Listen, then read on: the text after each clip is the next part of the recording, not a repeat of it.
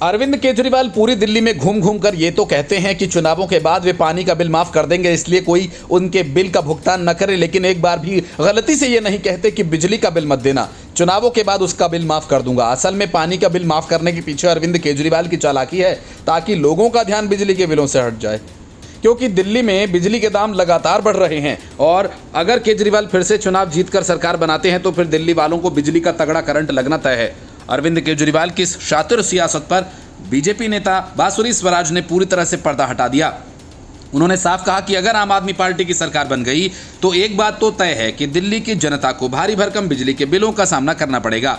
उन्होंने आम आदमी पार्टी की सरकार पर आरोप लगाते हुए कहा कि इनकी लापरवाही की वजह से दिल्ली की जनता पर दोहरी मार पड़ रही है और जनता पर 21,000 करोड़ रुपए का कर्ज का बोझ लाद दिया गया है। बांसुरी ने दिल्ली के मुख्यमंत्री आतिशी और पूर्व मुख्यमंत्री अरविंद केजरीवाल से पूछा कि दिल्ली की जनता के साथ कब तक ऐसा विश्वासघात होता रहेगा।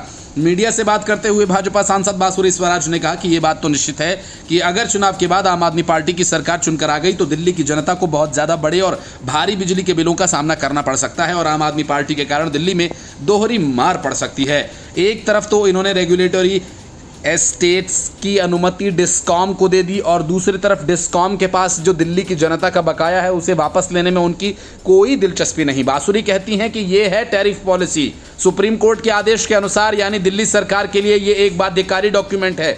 इसके मुताबिक रेगुलेटरी एस्टेट्स की जो परमिशन है वो बहुत ही रेयर केस में देनी चाहिए, जैसे कि अगर किसी प्रकार की कोई प्राकृतिक आपदा आ जाए। भाजपा सांसद ने आगे कहा कि पिछले 10 सालों में ऐसा क्या था कि दिल्ली सरकार ने रेगुलेटरी एस्टेट्स लगाने की अनुमति दी।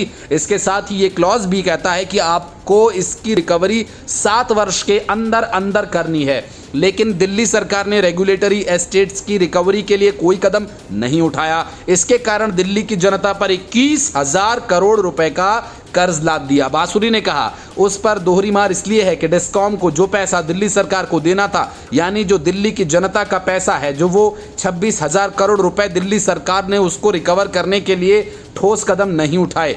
मैं पूछना चाहती हूं माननीय मुख्यमंत्री आतिशी जी से, माननीय केजरीवाल जी से, कि आप कब तक दिल्ली की जनता के साथ इस तरह से विश्वासघात करते रहेंगे? आपको दिल्ली की सत्ता भोगने का कोई अधिकार नहीं। दिल्ली की जनता अब बहाने नहीं बदलाव चाहती है, आम आदमी पार्टी का प्रचार नहीं परिणाम चाहती है। Bureau report, news of India.